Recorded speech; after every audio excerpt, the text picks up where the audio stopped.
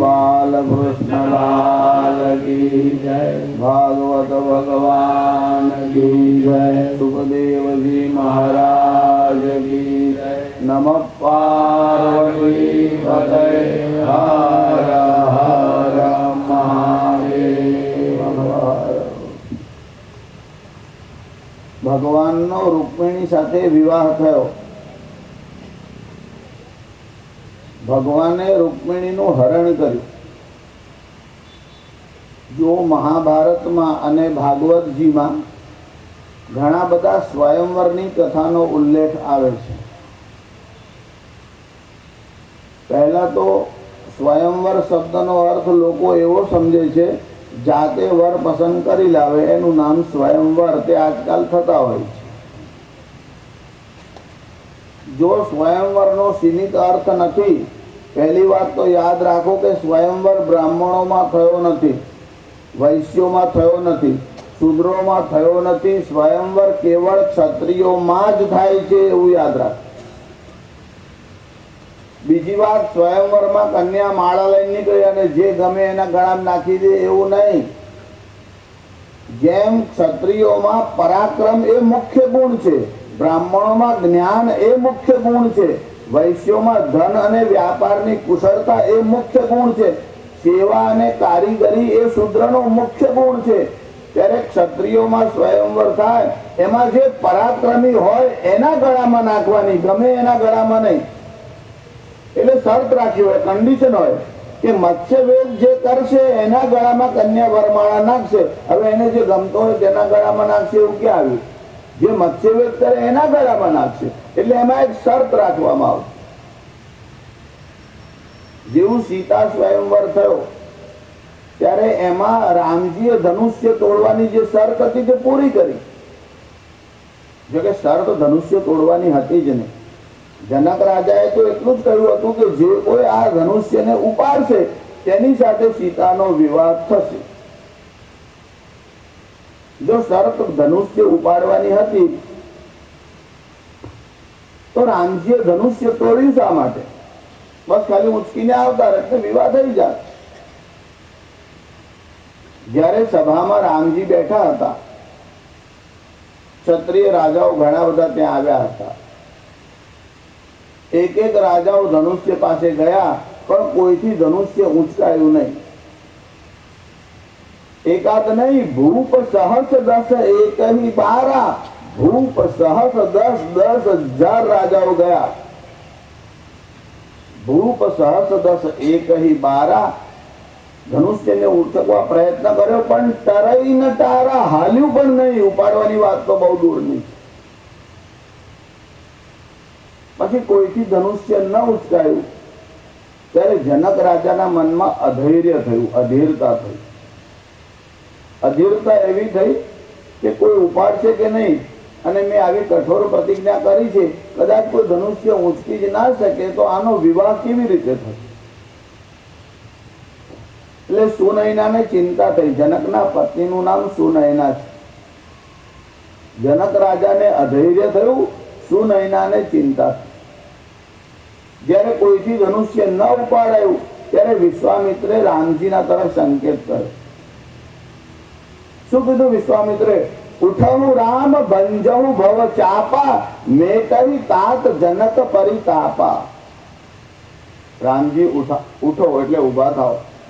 ઉઠવું રામ ભંજવું ભવ ચાપા, અને ધનુષ્યને તોડો। જનકે શરત રાખી હોય કે ન રાખી હોય, ગુરુની આજ્ઞા થઈ એટલે રામજી ધનુષ્ય તોડવાના માટે ગયા। વિશ્વામિત્રે કહ્યું હતું ભંજવું ભવ ચાપા, રામ ધનુષ્યને તોડી નાખો। વિશ્વામિત્રે કેમ કહ્યું તેનો પણ ઇતિહાસ છે, તેની પાછળ પણ ચોક્કસ કારણ છે। આજે લોકો અહિંસા અને શાંતિની વિશ્વભરમાં વાતો કરે છે અને શાંતિ યજ્ઞ થાય છે। જ્યાં શાંતિ યજ્ઞ થાય ત્યાં જ અશાંતિ થાય। ઘણી વાર તો એવું બને। જેની પાસે મોટામાં મોટા શસ્ત્ર હોય સૌથી પહેલા એમને પ્રતિજ્ઞા કરવી જોઈએ કે અમે શસ્ત્ર નહીં ઉપાડીએ। એટલે મહાસત્તાઓ તો મોટામાં મોટા શસ્ત્ર બનાવે છે અને બીજા નાના નાના રાષ્ટ્રોને સમજાવે છે કે તમારે શસ્ત્ર નહીં બનાવવાના, તમારે બોમ્બ નહીં બનાવવાના। કેમ? માત્ર અમારી પાસે ઇજારો રહેવો જોઈએ, તમારી પાસે નહીં। એટલે અહિંસાનો જો પ્રચાર કરવાનો હોય તો પહેલા જે વધારે ઘાતક શસ્ત્રો રાખતા હોય તેનાથી શરૂઆત કરવી જોઈએ, અને જેટલા ઘાતક અને મોટા શસ્ત્રો હોય તે પહેલા તોડવા જોઈએ. તત્કાલીન સમયમાં જે મોટામાં મોટું શસ્ત્ર હતું તે શિવ ધનુષ્ય હતું. એના કરતા મોટું અને એના કરતા ભયાનક બીજું કોઈ શસ્ત્ર હતું જ નહીં. શસ્ત્રના વિષયમાં બહુ ચિંતન થયું છે, ભૂતકાળમાં પણ થયું છે, બહુ વિચાર થયો છે. શસ્ત્ર વગર ચાલે નહીં અને અનાળીના હાથમાં શસ્ત્ર અપાય નહીં, બે વસ્તુ યાદ રાખો. એટલે શાસ્ત્ર તોડવાનું તો નક્કી જ હતું કે આ શિવજીનું ધનુષ્ય તોડી નાખો, ગમે તેના હાથમાં જાય તો અનર્થ થશે. એટલે વિશ્વામિત્રે કહ્યું ધનુષ્ય તોડી નાખો. સારું, ધનુષ્ય તોડી નાખ્યું ત્યારે પરશુરામ કોપાયમાન થયા. પરશુરામ કોપાયમાન શા માટે થયા? પરશુરામનો પક્ષ એવો છે કે શસ્ત્ર જોઈએ જ. જે લોકો ઉદ્ધત થયા છે તેને શસ્ત્ર વગર એની શાન ઠેકાણે લાવાય નહીં, અને એવો અનુભવ પરશુરામને થયો. પરશુરામના પિતાનું નામ જમદગ્નિ હતું. આ જમદગ્નિ મંત્ર દ્રષ્ટા ઋષિ છે. પોતાના આશ્રમમાં બેઠા હતા. આ હૈહય વંશનો જે રાજા હતો એના છોકરાઓ ત્યાં આવ્યા અને જમદગ્નિનું માથું કાપીને લઈ ગયા. પરશુરામની માતા, એમનું નામ રેણુકા હતું, એ ત્યાં આશ્રમમાં હતા. એમને જોયું કે આ ક્ષત્રિયો આટલા બધા ઉદ્ધત થયા, એક ઋષિ તપશ્ચર્યામાં બેઠા છે, એનું માથું કાપીને લઈ ગયા.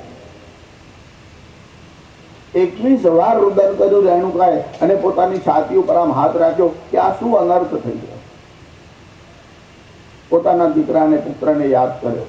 પરશુરામ ત્યાં આવ્યા, જોયું કે માતા બહુ આક્રંદ કરતા હતા. 21 વાર એમને છાતીને આમ પીટી હતી. પરશુરામનો ક્રોધ એટલો બધો વધ્યો, એમને મનમાં સંકલ્પ કર્યો, 1-2 વાર નહીં 21 વાર પૃથ્વીઓને નક્ષત્રથી, આ ક્ષત્રિયોથી રહિત કરી અને નક્ષત્રી બનાવી. જેના હાથમાં રાજસત્તા આવી છે તેને આટલો બધો નશો.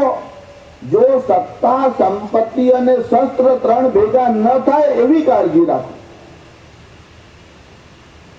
યૌવનમ ધન સંપત્તિ પ્રભુત્વમ અવિવેકતા એકેકમ અપી અનર્થાય. અરે આમાંનું તો એક હોય તો પણ અનર્થ કરે. કિમુ યત્ર ચતુષ્ટયમ, 4 ભેગા થાય તો શું થાય? એક તો માણસ યુવાન હોય અને હાથમાં ધન સંપત્તિ આવી જાય. આમાં ધનાઢ્ય લોકો હોય ને તેના છોકરાઓ ઉદ્ધત થાય એવી સંભાવનાઓ વધારે છે. ભાગવતજીમાં આગળ પૂર્વાર્ધમાં જ કથા આવે છે કે નલ અને કુબર આ બધા ઉદ્ધત થયા હતા. એનું કારણ યક્ષના દીકરાઓ છે, ધનાઢ્ય લોકોના દીકરાઓ છે. એટલે સ્નાન કરવા ગયા અને દેવર્ષિ નારદ આવ્યા તો પણ વિવેક ન રાખ્યો અને દેવર્ષિ નારદે શાપ આપ્યો. પછી તો ભગવાનની દૃષ્ટિથી ઉદ્ધાર થયો. પણ તાત્પર્ય એવું કે યૌવનમ, માણસ યુવાન હોય, એની પાસે ધન સંપત્તિ આવી જાય.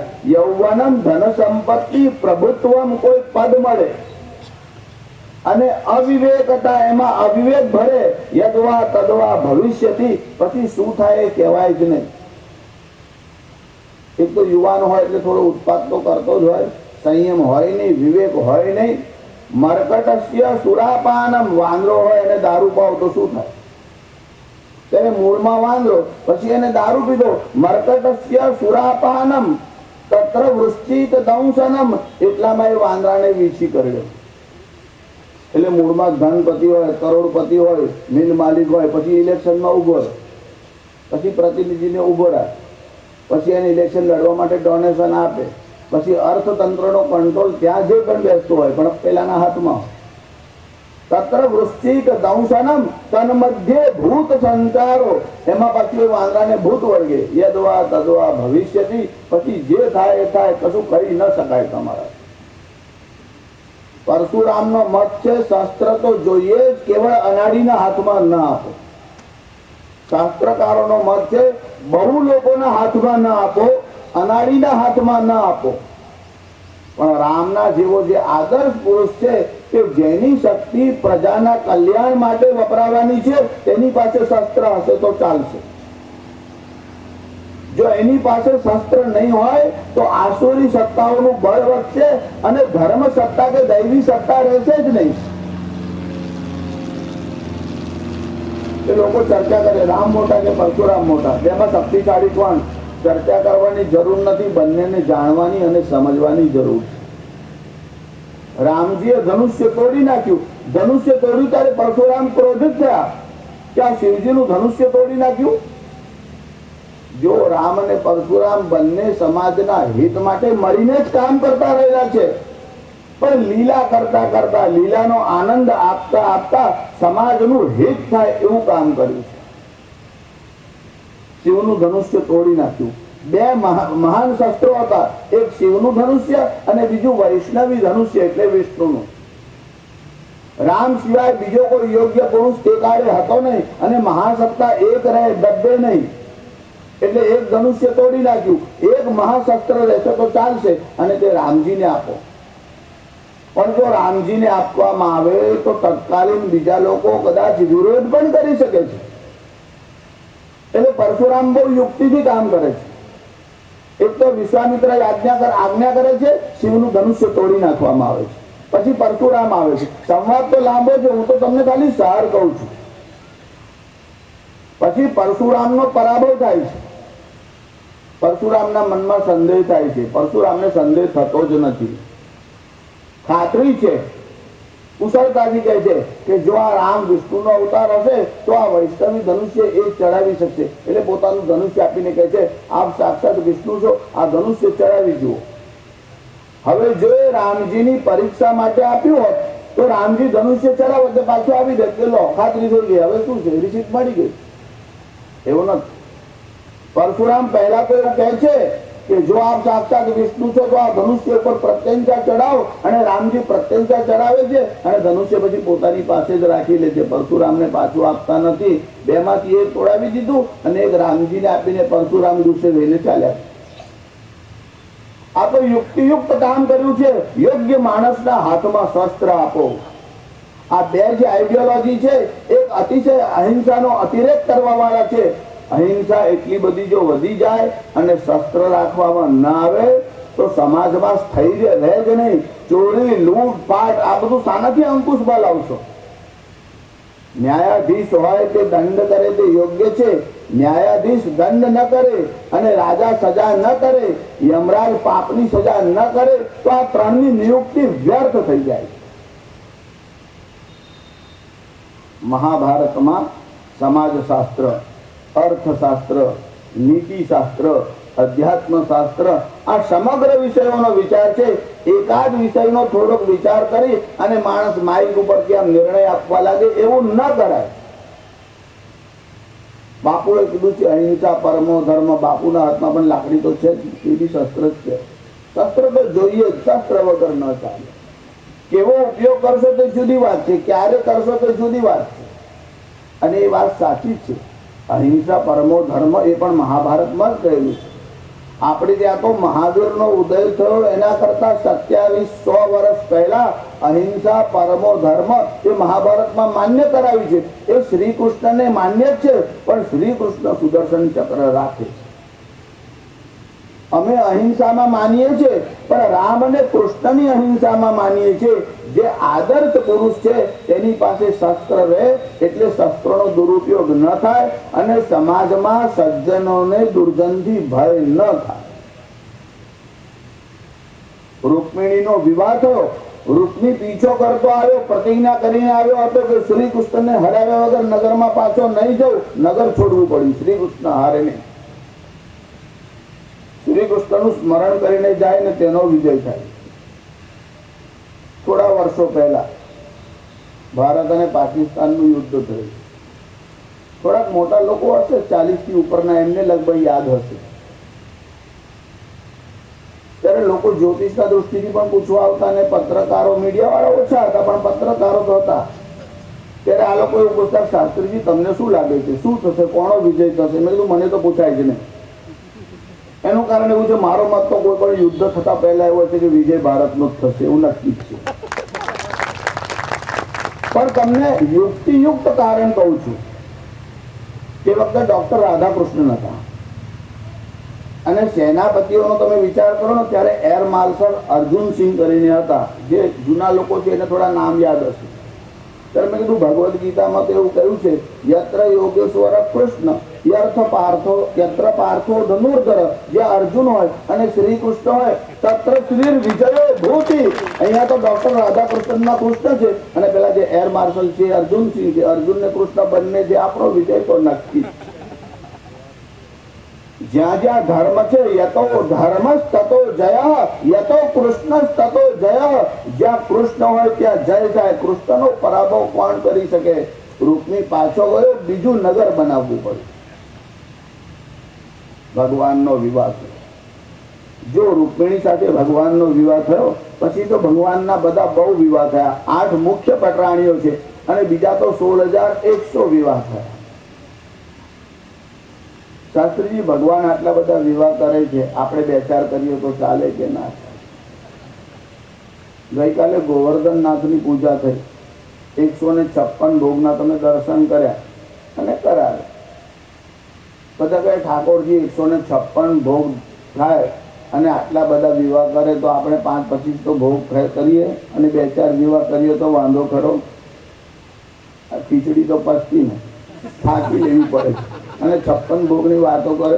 ભગવાનના જેવું સામર્થ્ય પણ જોઈએ. ખાવાના પદાર્થો હોય પણ પાચનની શક્તિ પણ જોઈએ. ભોજ્ય ભોજન શક્તિશ્ચ, ભોજન અને ભોજન પચાવવાની શક્તિ, ધન અને ધન પચાવવાની શક્તિ, દાન કરવાની પણ શક્તિ હોવી જોઈએ. ધન હોય તો પણ ડાયજેસ્ટ થઈ શકતું નથી. આ બધી વસ્તુઓ એક ઠેકાણે ભેગી થતી નથી. ભગવાન શ્રી કૃષ્ણના વિવાહ થયા પછી એવો પ્રસંગ થયો, ભગવાનના અન્ય વિવાહો માટે એક પ્રસંગ બન્યો. પ્રસંગ એવો બન્યો કે સતરાજીત હતો તે સૂર્યનારાયણનો મિત્ર એટલે ઉપાસક હતો. સૂર્યનું એક નામ મિત્ર છે. મિત્ર એટલા માટે કે આખા વિશ્વનો મિત્ર છે. મિત્ર એટલે જે તમારી સહાયતા કરે તે. સૂર્યનારાયણની સહાયતા વગર વનસ્પતિ આહાર બનાવી શકતી નથી. હવે તો સોલારથી ચાલતા ઘણા બધા સાધન થયા છે. સૂર્યનારાયણ આખા વિશ્વના મિત્ર. સતરાજીતે સૂર્યની ઉપાસના કરી. હજુ પણ બહેનો સવારે ઉઠે ને ત્યારે સૂર્યનારાયણની પૂજા કરે. તમે જ્યારે સૂર્યનારાયણની પૂજા કરો ત્યારે લોટો બને તો તાંબાનો રાખો અને એમાં જળ લઈ અને સૂર્યનારાયણને આમ જળ ચડાવવાનું. પણ તમારે સૂર્યનારાયણના દર્શન કરવા હોય તો જે તાંબાના લોટામાંથી આમ જળ પડે છે એમાં રિફ્લેક્શન જોવાનું, જે પ્રતિબિંબ દેખાય છે તે જોવાનું. અને પછી સૂર્યનારાયણ સામે જોવું હોય તો એકદમ સીધું ન જોવાનું, જરાક ત્રાસું જોવાનું. એનું કારણ છે, એક તો સૂર્યોદય કરતા લોકો થોડી મોડી પૂજા કરતા હોય છે, એટલે ત્યારે સૂર્ય સામે સીધું જુઓ તો થોડું નુકસાન આંખને થઈ શકે.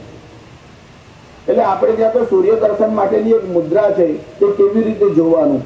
એનું કારણ સૂર્યની પરિધિ પરથી જે કિરણ આવે છે એ નુકસાન કરે છે, પણ બીજા કિરણો તો દર્શનથી લાભ જ કરે છે. શાસ્ત્રમાં જે જે મુદ્રાઓ બતાવી છે તેની પાછળના ચોક્કસ હેતુ છે, કારણ.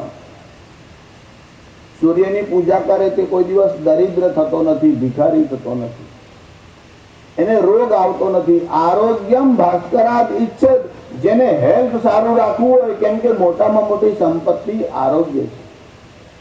આરોગ્યમ ભાસ્કરાત ઈચ્છેદ, હેલ્થ સારું રાખવું હોય તો સૂર્યની પૂજા કરો. ધનમ ઈચ્છેદ હુતાસન, ધનની ઈચ્છા વાળાએ અગ્નિની પૂજા કરવી. જ્યાં જ્યાં અગ્નિની પૂજા થાય ત્યાં ત્યાં ધન બહુ આવે છે. એટલે શાસ્ત્રીજી, દારૂનો ભઠ્ઠો હોય તો અગ્નિ છે એટલે ધન તો આવશે, એ તો નક્કી જ વાત છે. કેવળ ખોટા માર્ગે આવે તો એ તમને પચશે નહીં, સુવિધા આપશે, શાંતિ નહીં આપે, પણ અગ્નિ છે તો ધન તો આવશે, એ નક્કી જ વાત છે. એટલે જે કારખાનામાં લાઇટનું બિલ વધારે આવતું હોય, પ્રોડક્શન વધારે હોય તો લાઇટો વધારે બાળવી પડે, મશીનરી વધારે હોય તો લાઇટની જરૂર વધારે પડે, ત્યારે વિદ્યુતનો જ્યાં વપરાશ થાય છે એ પણ અગ્નિ જ છે. એટલે પ્રોડક્શન વધે એટલે વિદ્યુત અગ્નિ ત્યાં રહેવાનું છે, ત્યાં ધન આવશે.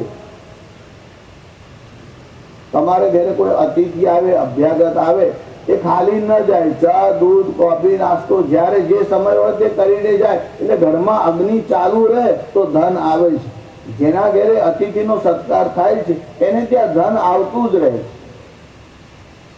કેટલાક લોકો બદ્ધ મુષ્ટિ હોય, ઉપયોગ કરે જ નહીં. ધન કેવળ ભેગું જ કરે, વાપરે જ નહીં. લક્ષ્મીને જવાના 3 જ માર્ગ છે, ચોથો રસ્તો છે જ નહીં. અને 3 કારણસર લોકો ધન કમાય છે. કેટલાક જમવા માટે કમાય, પોતે જ ખાખા કરે, બસ ભોગવ્યા કરે. કેટલાક જમવા માટે કમાય, કેટલાક જમાડવા માટે કમાય. એટલે સત્કાર્યમાં વાપરે, ભંડારો થતો હોય, યજ્ઞ થતો હોય ત્યાં વાપરે. કોઈ જમવા માટે, કોઈ જમાડવા માટે, અને કોઈ જમા કર્યા કરે, જમા જ કરે. ચોપડી જોઈ જોઈને રાજી થાય, વધ્યા 5 મીંડા થયા, હવે 6 થઈ જશે. શાસ્ત્રીજી આશીર્વાદ આપો ને. હા, બીજા બધા છે જ નહીં, તારા સિવાય આશીર્વાદ આપવા કોઈ રહ્યું જ નથી બાકી.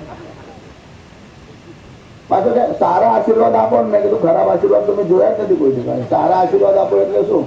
સારા એટલે જલ્દી વધી જાય, એમ લોટરી લાગે એવું કહીએ અમે. સારાનો અર્થ એટલો જ છે કે જલ્દી. આશીર્વાદ સારા આપો, મંત્ર સારા આપો. મંત્ર અશુભ હોતા જ નથી, આશીર્વાદ ખોટા હોતા જ નથી. જે સૂર્યની પૂજા કરે એને ત્યાં આરોગ્ય આવે છે, અગ્નિની પૂજા કરે એને ત્યાં ધન આવે છે. ધનમ ઇચ્છેદ હુતાસન, એ ધનને જવાના 3 જ માર્ગ છે.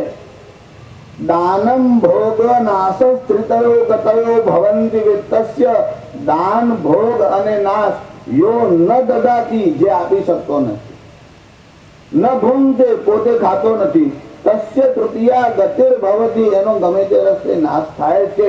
ત્યારે ધનની ગતિ 3 છે, ચોથી છે જ નથી. તમારે ધનની ઈચ્છા હોય તો અગ્નિની પૂજા કરો. એટલે જેના ઘરમાં રસોઈ બનાવે ને એ બહેનોએ શું કરવાનું? રસોઈ તૈયાર થાય એટલે સૌથી પહેલા અગ્નિને ગ્રાસ આપવાનો. હવે ગેસમાં થોડી તકલીફ છે, થોડા કોલસા ઘરમાં રાખવા પડે કે છાણા 1-2 રાખવા પડે, પછી સળગાઈને. બીજું કઈ ન હોય તો ભાતમાં ઘી નાખી અને 5 ગ્રાસ આપો. તમારે મંત્ર બોલવાની જરૂર નથી, મંત્ર રહિત 5 આહુતિ આપો. ખાલી અગ્નય નમઃ સ્વાહા આટલું બોલો તો પણ પર્યાપ્ત છે, વધારે બોલવાની જરૂર નથી. બહુ મંત્રોનું વહેલું પણ ન રાખશો. જે મંત્રથી રિએક્શન આવે એવા વૈદિક મંત્ર બોલવા નહીં, નામ મંત્ર બોલવા, પુરાણોક્ત મંત્ર બોલવા.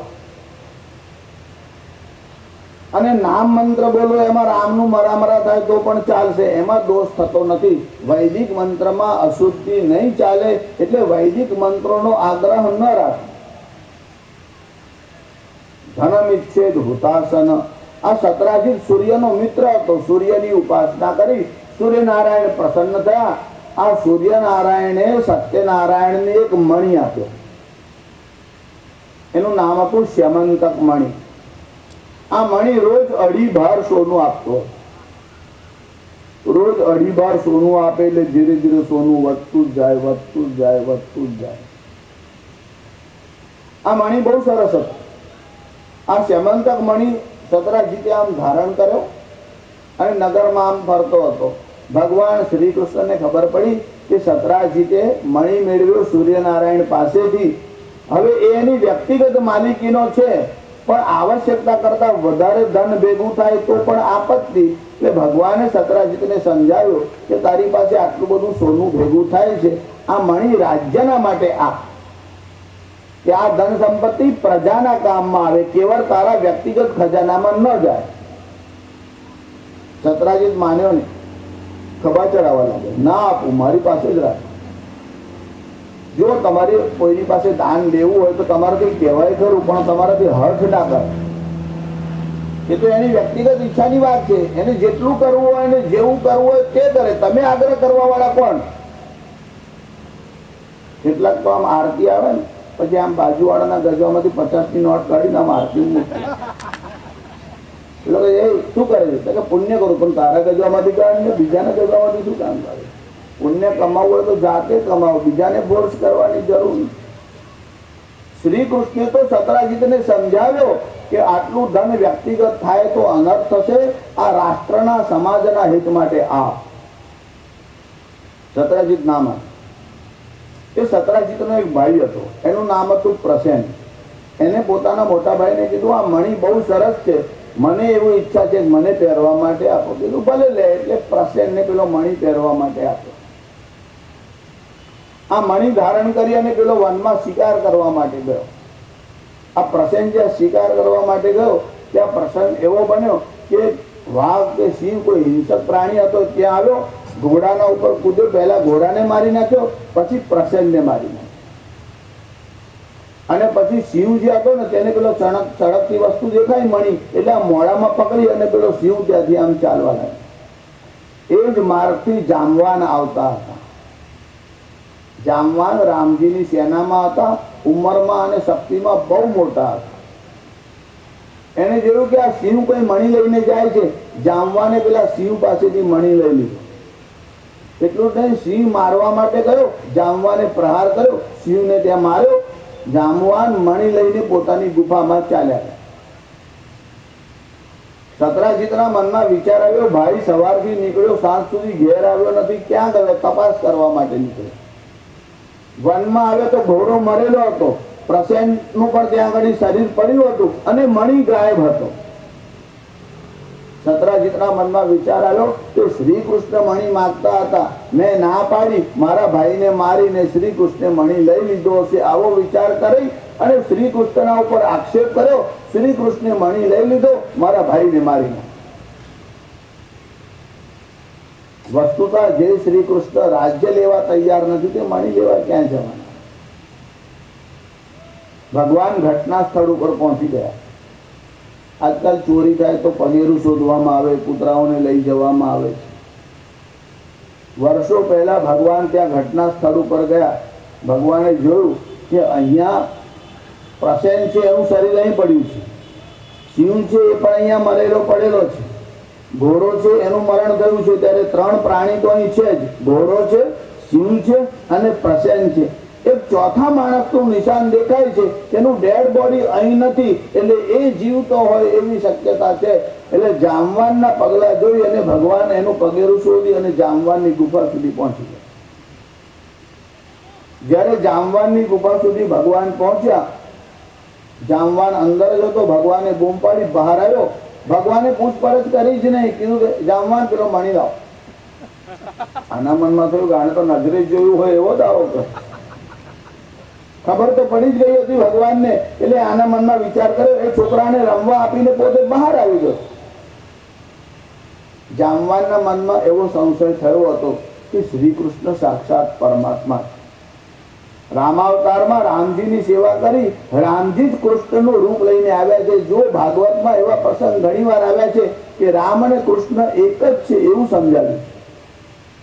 જેમ ગોપીઓની સ્તુતિમાં, ભ્રમર ગીતમાં પણ એવું જ આવે છે. અહીંયા પણ જામવાનના મનમાં સંદેહ થયો કે આ સાક્ષાત વિષ્ણુ જ લાગે છે. જો વિષ્ણુ હોય તો મને હરાવી શકે, બીજું કોઈ મને હરાવી શકે નહીં. એટલે જામવાને કીધું કે મણી જોઈતો હોય તો મારી જોડે કુસ્તી કરો, જીતી જાવ તો લઈ જાઓ. ભગવાન તો કામદેવ આવે કે જામવાન આવે, બધી શરતો માન્ય, જે લડવું હોય તો લડો. ભગવાને કીધું કુસ્તી કરવી છે, ચાલશે. ભગવાન અને જામવાનનું દ્વંદ્વ યુદ્ધ થયું. શું થયું? કુસ્તી. જામવાનને માર્યો નથી, જામવાનનો પરાભવ થયો, હારી ગયો. હવે તો મણી આપવો પડે. મનમાં વિચાર કર્યો કે સીધી રીતે આપ્યો હોત તો અભ્યાસ ના મળે. હવે તો કે હાર્યો એટલે ડાયો થયો. માર ખાય ત્યારે તો બધા ડાયા થાય છે. ત્યારે જામવાને મનમાં વિચાર કર્યો કે ભગવાનના મનમાં કદાચ દંડ રહી જાય કે આને સીધી રીતે મણી ના આપ્યો, હાર્યા પછી આપ્યો તો, એટલે એને પ્રાયશ્ચિત કરવાનો વિચાર કર્યો. પ્રાયશ્ચિત શું કર્યું? આ જામવાનની એક કન્યા હતી, એનું નામ જામવતી હતું. ભગવાનને કહ્યું, મારી ઈચ્છા તો એવી છે કે આ જામવતીનો વિવાહ તમારી સાથે કરું અને દાયજામાં જમૈરાજને મણી આપું. ભગવાન તો મણી શોધવા ગયા અને કન્યા લઈને આવ્યા. જામવતી સાથે ભગવાનનો વિવાહ થયો અને જમૈરાજને મણી દાયજામાં આપ્યો. ભગવાનને આ પરંપરા માન્ય નહોતી. કાલે ઉઠીને કોઈ કે ભગવાન દહેજ લેતા હતા, આપણે લેવામાં શું વાંધો છે? ભગવાને મણી લઈ તો લીધો જામવાન પાસેથી, પણ સભા ભરી અને સત્રાજીતને બોલાવ્યો અને સત્રાજીતને કીધું કે લે આ તારો મણી પાછો. ભગવાને બે કામ કર્યા. એક તો દહેજની પરંપરાનું સમર્થન ન કર્યું અને બીજું સત્રાજીતે આરોપ કર્યો હતો કે મણી માટે મારા ભાઈને મારી નાખ્યો. જો મણી માટે માર્યો હોત તો આ રહ્યો મણી, મારે જોઈતો જ નથી, લે આ તારો મણી પાછો. સત્રાજીતને મણી આપ્યો, એનું મોઢું પડી ગયું. મેં ભગવાનના પર ખોટો આરોપ કર્યો, સારું ન કર્યું. સમર્થ માણસનો વિરોધ ન કરાય. એના મનમાં પણ પ્રાયશ્ચિતની ભાવના હતી કે ભગવાનના ઉપર આરોપ કર્યો, સારું ના થયું, હવે પ્રાયશ્ચિત શું કર્યું? ત્યારે એને શું કર્યું? આ સતરાજીતની એક કન્યા હતી, એનું નામ હતું સત્યભામા. એને મનમાં વિચાર કર્યો ભગવાન જોડે આનો વિવાહ કરી દો. સત્યભામાનો ભગવાન જોડે વિવાહ કર્યો અને જમાઈને કીધું, લો આ મણી તમને તારી જમા. લક્ષ્મીના પતિ છે, એને કઈ મણીમાં લોભ થાય? પહેલા માગ્યો હતો, પોતા માટે નહોતો માગ્યો, રાષ્ટ્ર માટે માગ્યો હતો. સતરાજીત ન માન્યો, પરિણામ કેવું થયું? ધન સંપત્તિ સમાજના કામમાં ન આવે, ભગવત કાર્યમાં ન વપરાય તો વ્યક્તિની સાથે તો જઈ શકતી જ નથી. પ્રસેનનો પ્રાણ ગયો, જામવાનનો પરાભવ થયો અને સતરાજીતને હવે થયું કે ભગવાનને જ આપું, એટલે ભગવાનને મણી આપ્યો. પણ આપ વીતી જોયા પછી કેટલાક લોકો જાગે ખરા, પણ ઠોકર ખાધા પછી. કેટલાક એક સ્ટેપ આગળ હોય, ઠોકર વાગે તોય ન જાગે. એના કરતા સતરાજીત સારો, ઠોકર વાગ્યા પછી તો જાગે. સત્યભામાનો વિવાહ થયો. જો ધનમાં બધાનો જીવ હોય છે, આ મણીમાં બધાની દૃષ્ટિ હતી. ત્યારે સતરાજીતે સત્યભામાનો વિવાહ ભગવાન સાથે કર્યો. આ સતરાજીતે ભૂલ શું કરેલી? ઘણા લોકોનો પણ આવો સ્વભાવ હોય છે. કન્યા મોટી થાય, 16 વર્ષની થવા લાગે, 18 વર્ષની થાય, પછી એના બાપને માને મનમાં એવો વિચાર આવે, આનો વિવાહ યોગ્ય ઠેકાણે થાય તો સારું. એટલે કોઈ જગ્યાએ જાય એટલે એનું ધ્યાન તો હોય કે ફલાણી જગ્યાએ છોકરો છે, સારો છે, દેખાવડો છે, ધન કમાય છે, કુળ સારું છે, ગુણ સારા છે. તમારા મનમાં એવો વિચાર આવે તો ચાલે, પણ ગમે ત્યાં ચર્ચા ન કરો. જ્યારે વિદ્યા, કુળ, ગુણ, રૂપ, વય અને ધન 6 વસ્તુ મળે ત્યારે જ જન્માક્ષર મેળવવાના. ત્યાં સુધી મૌન રહેવાનું, પણ ચર્ચા ન કરાય. આ સતરાજીત 3 ઠેકાણે ચોખા મૂક્યા. ચોખા મૂક્યા એટલે આગ્રહ કરી આવ્યો. સતધનવાને એવું કહી આવ્યો હતો કે મારી કન્યા તમને આપીશ. અક્રૂરજીને એવું કહી આવ્યો હતો કે મારી કન્યા તમને આપીશ. કીધું અક્રૂરને, સતધનવાને, અને આપી શ્રી કૃષ્ણને. ત્યારે અક્રૂરને પણ પૂછ્યું હતું, અક્રૂરજીને અને સતધનવાને પણ મનમાં પૂછ્યું હતું. ત્યારે અક્રૂરજીને પૂછ્યું, પણ એ કુશળ હતા એટલે સતધનવાની પાસે.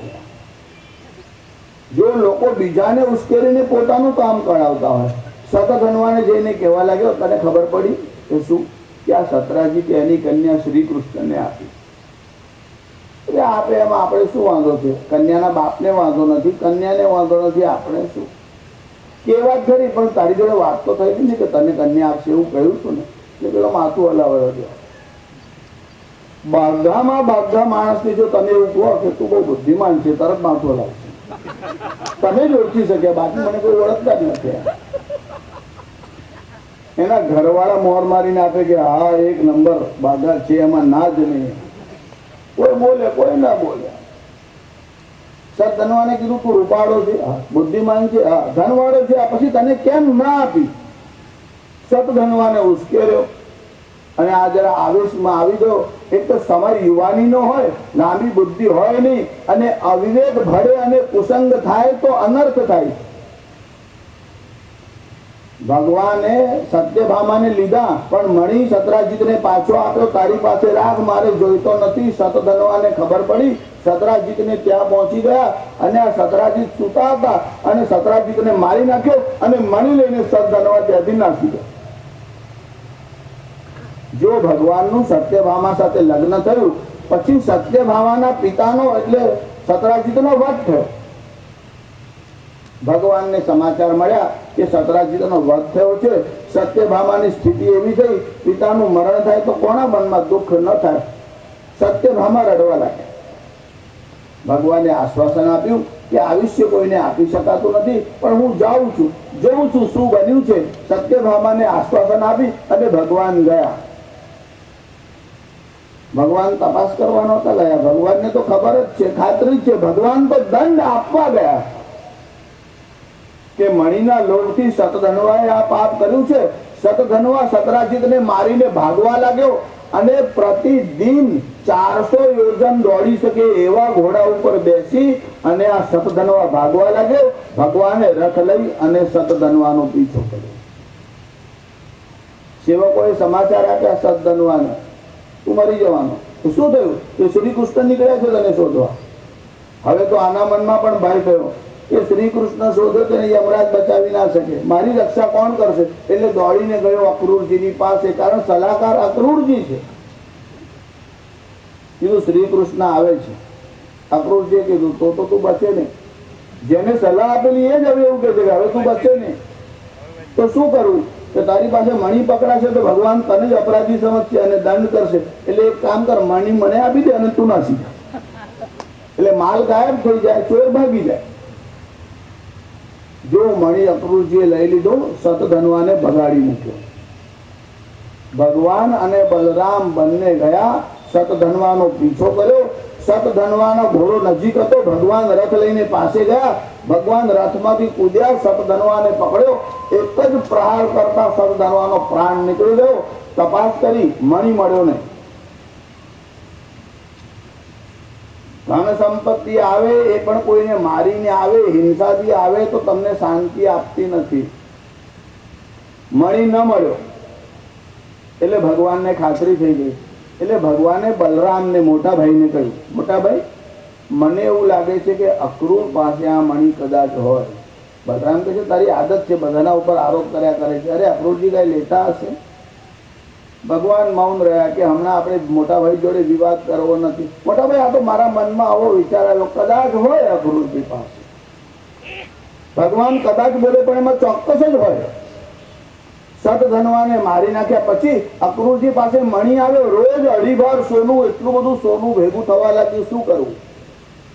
અક્રૂરજીએ એક યજ્ઞનું આયોજન કર્યું વિશાળ, જેમાં બ્રાહ્મણોને બોલાવ્યા. સુવર્ણના બાજટ, સુવર્ણના થાળ, બ્રાહ્મણોને એટલું બધું દાન આપ્યું. મનમાં વિચાર કર્યો, નહીં આપું તો આ બધું હંગરવું ક્યાં, રાખવું ક્યાં? ભગવાનને ખબર પડી અક્રૂરજીએ યજ્ઞ કર્યો છે. ભગવાનને સંશય તો હતો જ, અને હવે તો પ્રમાણ મળી ગયું. આટલું બધું દાન આપવાના માટે બેઠા છે, સુવર્ણનું દાન કરે છે. ચોક્કસ ઇન્કમ ટેક્સ વાળાને ખબર પડી જાય છે કઈ પાર્ટી પાસે કેટલા રૂપિયા આવ્યા. આ તો લક્ષ્મીપતિ છે. ભગવાન ત્યાં ગયા, સેવકોએ સમાચાર આપ્યા શ્રી કૃષ્ણ આવ્યા છે. અક્રૂરજીએ કીધું યજ્ઞમાં બેઠા છે ને એટલે મૌન પાડે. ભગવાન અક્રૂરજીની પાસે ગયા અને કીધું તમારે મૌન છે, મારે વાતચીત કરવી નથી. મણી આપી તો મૌન નહીં તૂટે. ભગવાન વાતચીત કરવાના પક્ષમાં જ નથી. વાટાઘાટો ચાલશે ને તપાસ થશે ને. આ તો પેલા બેઠા છે ને નક્કામાં માણસોનું કામ છે. સમય બરબાદ કરવાનો, પ્રજાને લાગે કઈ કામ થાય છે, કમિટી નિમાય છે, આ થાય છે, તે થાય છે.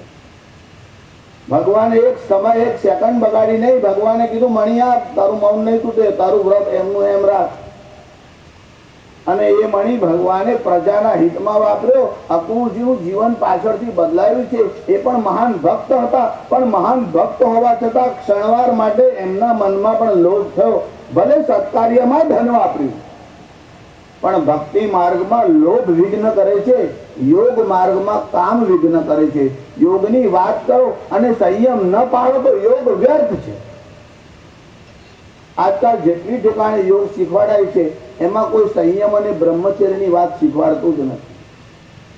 નૈતિક બ્રહ્મચર્ય નહીં હોય તો ઠીક છે, પણ તમારામાં સંયમ તો હોય. ઇન્દ્રિયો ગમે ત્યાં ભટકતી હોય અને યોગની વાતો કરો છો. કોન્સન્ટ્રેશન જુદી વાત છે, યોગ જુદી વાત. કેટલાક લોકો મૂર્તિના પક્ષમાં નથી એટલે ધોળા કાળા ટપકા કરે છે અને ત્યાં જોવાનું, એ ત્રાટક છે. ધ્યાન છે જ નહીં. ધ્યાન વસ્તુ જ જુદી છે. અને ધ્યાન જો શીખવાનું હોય તો 4 અંગ શીખી શકાય, બાકીના 4 તો ગુરુની કૃપાથી જ પ્રાપ્ત થઈ શકે. આ શ્યામાંતક મણી તો નિમિત્ત થયો. ભગવાનના જુદા જુદા વિવાહની કથા આવી, બલરામજીના લગ્નની કથા આવી. ભાગવત ભગવાન નમઃ પાર્વતી પતે હર હર મહાદેવ. સત્યભામા સાથે વિવાહ થયો, જામવતી સાથે થયો, લક્ષ્મણા સાથે થયો, મિત્રવિંદા સાથે થયો. રૂકમિણી તો હરણ કરીને લાવ્યા જ હતા. કાલિંદી સાથે ભગવાનનો વિવાહ થયો. પછી 16,100 કન્યાઓ સાથે ભગવાનના વિવાહ થયા. ભગવાનના વિવાહ માટેની સમાજમાં બહુ ચર્ચા છે. આજકાલ બહેનો પણ જાગૃત છે અને બહેનોનો પક્ષ લઈને કેટલાક નેતાઓ પણ જાગૃત છે. સ્ત્રીઓના ઉદ્ધાર અને સ્ત્રીઓની રક્ષાની બહુ ચિંતા એમને છે. ચિંતા હોય તો સારી વાત છે, પણ જોડે જોડે ઉપાય કરો. કેટલાક લોકો રડ્યા કરે, ઉપાય કરે નહીં, ખાલી ખાલી રડ્યા કરે. ભૌમાસુરે કેટલા બધા રાજાઓની રાજકન્યાઓને લાવીને પોતાના કારાગૃહમાં કેદ કરી હતી. ઇન્દ્ર પણ ભયભીત થયો. ભગવાન શ્રી કૃષ્ણની પાસે ગયા અને ઇન્દ્રે કીધું કે આ બધી કન્યાઓને ભૌમાસુર હરણ કરીને લાવ્યો છે. અરે દેવતાઓની માતા અદિતિના કુંડળ લઈને આવ્યો છે, છત્ર લઈને આવ્યો છે વરુણનું. એટલી બધી ચોરીઓ કરી છે, કન્યાઓના અપહરણ કર્યા છે. આનો કઈક ઉપાય કરો. જો ભગવાન ભૌમાસુરને મળવા નતા ગયા, એના અતિથિ થઈને ગયા નહોતા ગયા, યુદ્ધના હેતુથી જ ગયા છે કે આ સીધી રીતે કુંડલ આપવાનું નથી, છત્ર આપવાનું નથી, કન્યાઓને કેદ કરી છે, છોડવાનો નથી. એટલે આવો સંકલ્પ કરીને ગયા હતા કે યુદ્ધ કરવું જ પડશે, ખબર છે મનમાં. અને ભગવાન જ્યાં જવા માટે તૈયાર થયા, સત્યભામા આવીને કહેવા લાગ્યા મારી ઈચ્છા છે હું તમારી સાથે આવું. પાર્ટીમાં જતા ઘરવાળા જોડે આવે ચાલે, લડવા જતા જોડે લઈ જવાય, એમને હાચવવા કે લડવું. પણ સત્યભામાએ ઈચ્છા કરી. સત્યભામાની ઈચ્છા એવી હતી, આ બધી કન્યાઓ ત્રસ્ત છે, આ કન્યાઓના પ્રશ્નમાં મારે પણ રસ લેવો જરૂરી છે. સ્ત્રી સમાજનો ઉદ્ધાર થતો હોય અને ભગવાન જતા હોય તો એમાં મારે પણ સાથ આપવો જોઈએ. ધર્મ કાર્યમાં સાથ આપે એનું નામ ધર્મપત્ની છે. પિક્ચરમાં અને પાર્ટીમાં સાથ આપો તો ભલે આપો. ભારતીય લોકોએ કામ પત્ની કહ્યું નથી, ધર્મ પત્ની કહ્યું છે. ધર્મ કાર્ય કરો ત્યારે એમાં પત્નીને સાથે રાખો, અને પતિ કોઈ ધર્મનું કાર્ય કરતો હોય તો એમાં સમર્થન કરો. સત્યભામા તૈયાર થયા. ભગવાનને કહ્યું હું તમારી સાથે આવું. ભગવાને કીધું તમારી ઈચ્છા, ચાલો. સત્યભામાને લઈને ભગવાન ગયા. આ ભૌમાસુર એ ભૂમિ એટલે પૃથ્વીનો પુત્ર છે. ધરતી સહનશીલ છે, ધરતીમાં બહુ સહનશીલતા છે. એટલા માટે શાસ્ત્રકારો કહ્યું કે પત્નીના જે ગુણ હોય એમાં એક ગુણ ધરતી જેવો હોવો જોઈએ. પત્ની કેવી હોય? પહેલો ગુણ કે છે કાર્યેષુ મંત્રી, કામ કરવામાં મંત્રીના જેવી ચતુર હોય. જેમ મંત્રીને બધું કહેવું ન પડે, કેટલીક વાર સમજી જાય, એમ પત્ની આટલા વર્ષ જોડે રહે અને તમારો મનોભાવ ન સમજી શકે તો શું અર્થ? કાર્યેષુ મંત્રી કરણેષુ દાસી. કેટલાક બહેનો મંત્રી જેવા જોઈએ, સલાહ જ આપે કરે, કશું કરે નહીં, હાલે નહીં. એક ગ્લાસ પાણી લાવ તો કે તમે સર્વશક્તિમાન છો, જાતે જ લઈ લો. મંત્રીની જેમ સલાહ તો આપે, પણ જરા હાથ પગ તો હલાવ. એટલે બીજા ચરણમાં લખ્યું કરણેષુ દાસી, ખાલી સલાહ આપે નહીં, કામ કરવામાં દાસીની જેમ સંકોચ વગર કઈ પણ કામ કરે. એટલે કાર્યેષુ મંત્રી કરણેષુ દાસી ભોજ્યેષુ માતા, ભોજનમાં માતાની જેમ જમાડનાર. ભોજ્યેષુ માતા એનું કારણ છે તમે ગમે તેના હાથથી જમો, પણ માતૃહસ્તેષુ ભોજનમ, તમને સંતોષ માતાના હાથથી થાય.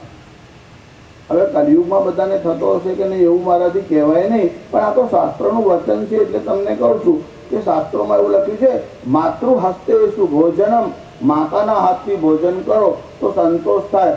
બીજા લોકો જમાડશે ખરા પણ હિસાબ રાખશે.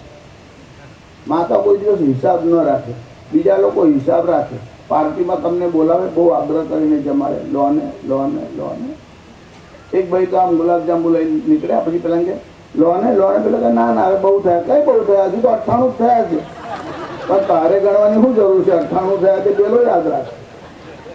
એટલે 2 લઈ લો ને સેન્ચુરી પૂરી થઈ જાય. એટલે હિસાબ એ રાખે. જમાડવા વાળો જમાડે, દાતારી દાન કરે, ભંડારી પેટ ફૂટે, અને આ બેઠો બેઠો મને કેટલા ખાય છે તારે ગણીને શું કામ? બીજાઓ જમાડે ત્યારે હિસાબ રાખે, માતા જમાડે ત્યારે હિસાબ ન રાખે. તમારે જમવું હોય ને તો 5 લોકોના હાથથી જમો, ત્યાં સુધી બહુ આનંદ આવે. 6થો માણસ આવે એટલે હનુમાન દાદાને યાદ કરવાના અને પછી જમવાનું, એટલે પછી વાંધો ના આવે. માતાનું સ્થાન એમાં પહેલું છે કે માતાના હાથથી ભોજન કરે, પછી બહેનના હાથથી કરાય, પછી દીકરીના હાથથી કરાય, પછી પુત્ર વધુના હાથથી કરાય અને પુત્રીના હાથથી. આ 5 લોકોના હાથથી જમો તો તમારે કઈ ભય નહીં. છઠ્ઠો માણસ આવે એટલે આમ ગોરી ગોરીને ધ્યાન જ રાખતો હોય, 2 વાડકી પી ગયો. માતૃ હસ્તેષુ ભોજનમ, ભોજનનો આનંદ માના હાથથી હોય છે. ત્યારે જમાડતી વખતે પત્ની માની જેમ જમાડે. પણ માની જેમ જમાડે એટલે જો પ્રેમ માને પણ હોય, દીકરીને પણ હોય, પત્નીને પણ હોય, પણ જરા પ્રેમનો આમ ઢંગ હોય ને, સ્ટાઇલ જરા જુદી જુદી હોય. માતા જમાડે ને તારે બીક રાખે, તો બીતા બીતા ભાઈ લે ને, એને ખબર કે હમણાં ગુસ્સો કરશે જાતને, અને ઘરવાળી પીરશે ને તારે પેલાને બીક લાગે. દેવમાં બીક તો લાગે જ, પેલામાં માતાને લાગે કે હમણાં આ ગુસ્સો કરશે, અને આ જમાડતી હોય તારે પેલાને બીક લાગે. પૂછે જ નહીં જોયો છે કે નહીં. રોટલીની વેડમી તો એવી આવે જાણે ગ્રાઉન્ડમાં પેલી રીંગ ફરતા હોય ને, લોને આવે લોને આવે લોને આવે. હા ના તો સાંભળે જ નહીં, ખાલી મૂકે જ જાય. પાછું પ્રેમથી નીતરતી આવે. ગીતો નીતરતું હોય પણ એમાં પ્રેમથી નીતરતી હોય. લો ને, બહાર જવતા તો બહુ ઈંચી આવો છો, બહાર જવતા કદાચ ભાષા થોડી જુદી પણ હોય એમ, પણ કે આવું એમ બહાર જવતા તો ઘણું ખાઈ આવું છે. કાર્યેષુ મંત્રી, કરણેષુ દાસી, ભૃજ્યેષુ માતા, સૈનેષુ રંભા, ધર્માનુકૂલા, ધર્મને અનુકૂળ હોય. સમયા ધરિત્રી, અને ધરતીની જેમ સહન કરવા વાળી હોય. ભાર્યા સાડગુણ્ય વતી હલોકે, પત્નીયા 6 ગુણોથી યુક્ત હોય. એમાં સહનશીલતા ધરતીના જેવી કીધી છે. આ ધરતીનો પુત્ર છે, ભૂમિનો પુત્ર, એનું નામ ભૌમાસુર છે, એનું જ બીજું નામ નરકાસુર છે. તમે જે નરક ચતુર્દશી એટલે કાળી ચૌદશ કહો છો ને, એમાં ભગવાને નરકાસુરનો વધ કર્યો અને 16,100 કન્યાઓને મુક્ત કરાવી. હવે જેની કન્યાઓ હતી તે પણ મનમાં વિચાર કરવા લાગ્યા, હવે આ ભૌમાસુરના કારાગૃહમાં રહી છે, એને આપણે ઘેર લવાય તો એની પ્રતિષ્ઠા રહેશે કે કેમ? સમાજમાં એને કોઈ અપનાવવા તૈયાર ન થાય તો શું થાય? સ્ત્રીઓની રક્ષાનો વિચાર કરો તે સારી વાત છે, પણ સ્ત્રીના ચારિત્રની રક્ષા એ જ મોટામાં મોટી રક્ષા છે. તમે ધનની સહાયતા કરો તે સારી વાત છે, પણ પહેલી વાત ચારિત્રની રક્ષા. એટલે ધર્મશાસ્ત્રમાં ઘણા બધા નિયમ સ્ત્રીઓ માટે લખાય. આજકાલ બહેનો આવું કહે છે કે અમારા પર જ બધા અંકુશ, અમારે જ બધા નિયમ પાડવાના. આ બળદો માટે કઈ લખ્યું છે કે નહીં? બધા ગાયો માટે જ નિયમ આવે, સ્ત્રીઓ માટે જ નિયમ આવે. આમના માટે કોઈ નિયમ નહીં. જઈ ફાવે તે ફરે, ફાવે તે ચરે, ફાવે તે રખડે, એમના માટે કોઈ નિયમ નહીં. સ્ત્રીઓને ગુલામ રાખી, સ્ત્રીઓના પર અંકુશ રાખ્યા, સ્ત્રીઓના માટે આટલા બધા નિયમ બનાવ્યા. થોડો સૂક્ષ્મ બુદ્ધિથી વિચાર કરો, એમાં તમારી પ્રતિષ્ઠા વધી કે ઘટી? તમારા મકાનનું કન્સ્ટ્રક્શન ચાલતું હોય અને પેલો રોડાવાળો ટ્રેક્ટર લઈને આવે, ત્યાં રોડા કઈ નાખવાના છે તો તમે શું કહો? ક્યાં ગાડી બતાવો? રોડ ઉપર જ બતાવો ને. કોઈ તિજોરી ખોલે એટલે અંદર નાખી દેવું કે રોડા? તો રોડા કઈ હોય? રોડ ઉપર જ હોય ને. આ તો બધા રોડા જેવા છે, રોડ પર રખડે તો ચાલે. તિજોરીમાં તો સંપત્તિને રખાય. સ્ત્રીઓની સંપત્તિ બહુ મોટી છે, અને ચારિત્ર કરતા જગતમાં કોઈ મોટી સંપત્તિ નથી. બીજી કોઈ સંપત્તિ ખોવાઈ જાય તો પાછી આવી શકે, ચારિત્ર લૂઝ થાય પછી પાછું આવી શકતું નથી. અને એટલા માટે આ નિયમ જે છે એ સ્ત્રીઓના શીલની રક્ષાનો હેતુ છે. સૌથી કિંમતી હોય તો ચારિત્ર છે. પણ શાસ્ત્રીજી એનો ઉપાય બીજો ના કરાય? જે છેડછાડ કરે, જે અપહરણ કરે, જે રેપ કરે, એને જ કઠોરમાં કઠોર સજા કરીએ તો એ બીજો વિકલ્પ છે, પહેલો વિકલ્પ નથી. પહેલો વિકલ્પ તો સ્ત્રીઓ નિયમનું પાલન કરે એ જ છે. માખીઓને અંકુશમાં લેવા જવાય નહીં, મીઠાઈ ઢાંકીને રાખવાની. કેવું ફરમાન બહાર પાડવાનું કે માખી જે મીઠાઈ પર બેસશે તેને સજા કરવામાં આવશે? એવું ન હોય. એ મૂર્ખતા છે. એ વાતમાં સારું લાગે, વાસ્તવિક થઈ શકતું નથી. મીઠાઈને ઢાંકીને રાખવામાં આવે છે. એમ સ્ત્રીઓની રક્ષા કરવાની કોણ કરશે અને કેવી રીતે કરશે તે ભગવાન મનુએ લખ્યું છે. અને મૂર્ખ સ્ત્રીઓ વધારેમાં વધારે મનુનો વિરોધ કરે છે કે આ મનુ ભગવાને સ્ત્રીઓના પર બહુ અંકુશ રાખ્યા, સ્ત્રીઓને ગુલામ બનાવી. આવું બોલવા વાળી સ્ત્રીઓને પુરુષો મૂર્ખ છે, એમને ખબર નથી કે આ લો શાના માટે બન્યા છે. ભગવાન મનુએ લખ્યું પિતા રક્ષતી કૌમારે, જ્યારે કન્યા નાની હોય ત્યારે પિતા એની રક્ષા કરે. હવે તમે કહો પિતા કન્યાની રક્ષા કરે તે ગુલામી છે કે પ્રેમ છે? આટલી અક્કલ નથી તમારામાં? આટલી સમજણ તો હોવી જ જોઈએ.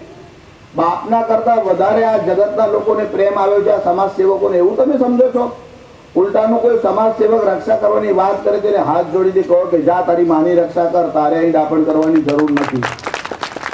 કોમન સેન્સ જ સમાજમાંથી ખલાસ થઈ છે, બુદ્ધિ તત્વ ખલાસ થયું છે. જે સ્મૃતિકારોએ નિયમ બનાવ્યા એ તમારા હિત માટે છે, કેવળ આલોકમાં નહીં, આલોક અને પરલોક બંનેમાં સુખ અને સ્વર્ગ મળે એવા નિયમ બનાવ્યા છે.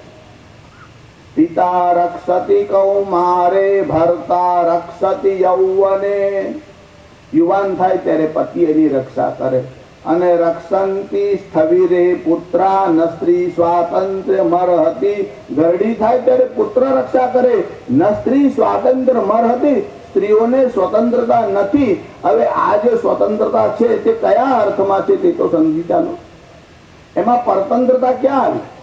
તમારી રક્ષા કરે તો તમને આટલી સમજણ તો હોવી જોઈએ કે રક્ષા કરનારની મહિમા વધારે કે જેની રક્ષા થાય છે તેની કિંમત વધારે.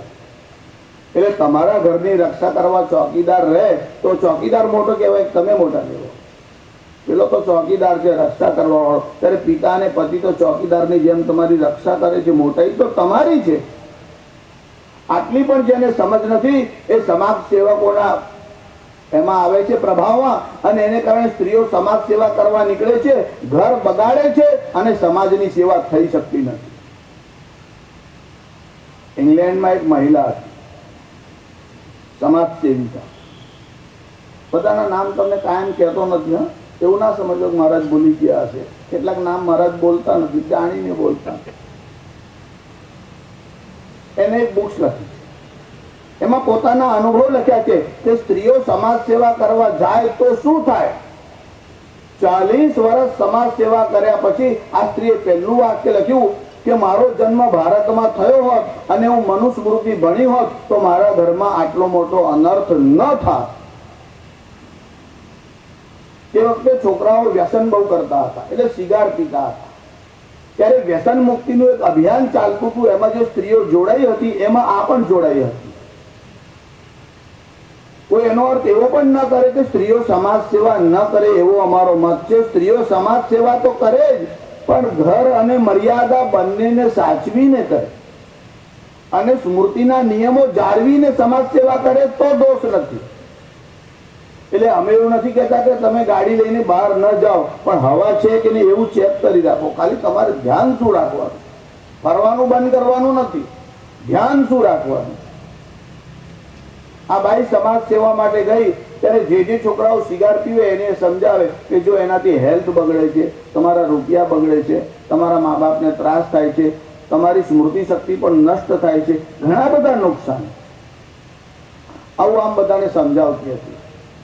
એક વાર એવો પ્રસંગ બન્યો, રાત્રિના 10 વાગ્યાનો સમય હતો અને જે સિટીના અંદર એ નીકળી હતી પોતાની ગાડી લઈને, ત્યાં એક ગલીમાંથી એક કાર લઈને આમ પસાર થતી હતી. એક છોકરો ત્યાં ભીત ઉપર આમ અલેડીને એક પગ આમ ઊંચો કરીને આમ સિગાર પીતો પીતો ઉભો. ગાડી એને ઊભી રાખી, ગાડીમાંથી ઉતરી. પેલા છોકરાને કીધું, સ્માર્ટ એન્ડ યંગ બોય, હજુ તું નાનો છે, સુંદર છે, તું આ અહીંયા આ ગલીમાં ઊભો ઊભો સિગાર પીવે છે એ તારા બાપને ખબર છે? ત્યારે પેલા છોકરાએ કીધું કે તું રાત્રે 10 વાગે અંધારી ગલીમાં અજાણ્યા યુવાન જોડે વાત કરે છે એ તારા પતિને ખબર છે? પેલા છોકરાએ સામો પ્રશ્ન કર્યો. એને કીધું ઓફકોર્સ યસ, મારો પતિ જેન્ટલમેન છે, ભણેલો છે, એને મારા પર સંદેહ અને શંકા છે જ નહીં, એના કહેવાથી હું આ કાર્યમાં જોડાયો છું. પણ તારો બાપ કોણ છે? પછી છોકરાએ પરિચય આપે ત્યારે ખબર પડી કે એનો જ છોકરો છે, 18 વર્ષથી સમાજ સેવામાં લાગી. છોકરો 2 વર્ષનો હતો ત્યારથી આ સમાજ સેવા માટે ગઈ અને 16 વર્ષ પછી છોકરાને જોયો, પોતે ન ઓળખી શકી. એને પોતાની આત્મકથામાં લખ્યું કે સ્ત્રીઓ સમાજ સુધારવા જાય એના કરતા પ્રત્યેક સ્ત્રી પોતપોતાના ઘરને સુધારે તો આખો સમાજ આપોઆપ સુધરી જાય. મકાન મજબૂત બનાવવાની જરૂર નથી. ઈંટ મજબૂત હશે તો મકાન મજબૂત થશે જ. દરેક સ્ત્રી ઘરમાં ચારિત્રનું શિક્ષણ આપે અને પોતપોતાના ઘરમાં જો બાળકોને સારી રીતે તૈયાર કરે તો. એટલે એક બીજો અતિરેક થાય છે કે શું સ્ત્રીઓએ સમાજ સેવા ન કરવી, પુરુષોને જ અધિકાર છે. લોકો બીજા આર્ગ્યુમેન્ટ છે. એવું સમજવાની જરૂર નથી. તમારી પાસે સમય હોય, શક્તિ હોય, બુદ્ધિ હોય તો સમાજના માટે વાપરો, તેની ના નથી. તમે સમાજ સેવા કરો, તમે બોધ પણ આપો, તમે શિક્ષા પણ આપો. બધી ઠેકાણે શંકા કરવાની પણ જરૂર નથી, નહીં તો જીવાય નહીં. બધું જ કરતા રહો પણ સ્મૃતિના નિયમોનું પાલન કરતા રહો. ઋષિઓને નિંદા કરવાનું પાપ ન કરો. ઋષિઓએ જે કહ્યું છે એ સમજવાની શક્તિ ન હોય તો જે સમજ્યો હોય તેની પાસે જાઓ. સદવિદ્વાન ઉપસૃપ્યતામ પ્રતિદિનમ તત્પાદુકા સેવ્યતા. મહાપુરુષોના ચરણોમાં રહી સેવા કરી અને સત્ય અને રહસ્યને જાણો. ભગવાનના વિવાહની કથા આવી.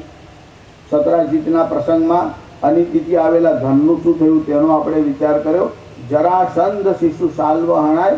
આ પ્રસંગમાં આગળના જે બીજા ચરિત્ર આવે છે એમાં જરાસંધની કથા આવે છે અને શિશુપાલની કથા આવે છે.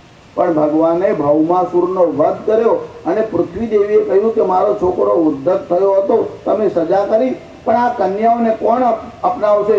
ત્યારે ભગવાને એ કન્યાઓને અપનાવી. ભગવાનના 16,108 વિવાહ થયા અને પછી જરાસંધ સાથે દ્વંદ્વ યુદ્ધ કરવા ભીમસેનને લઈ અને ભગવાન જરાસંધને ત્યાં ગયા. પાંડવો રાજસૂય યજ્ઞ કરવાના હતા. રાજસુ યજ્ઞ બધાથી થઈ શકે નહીં. સમર્થ રાજા હોય તે જ કરી શકે.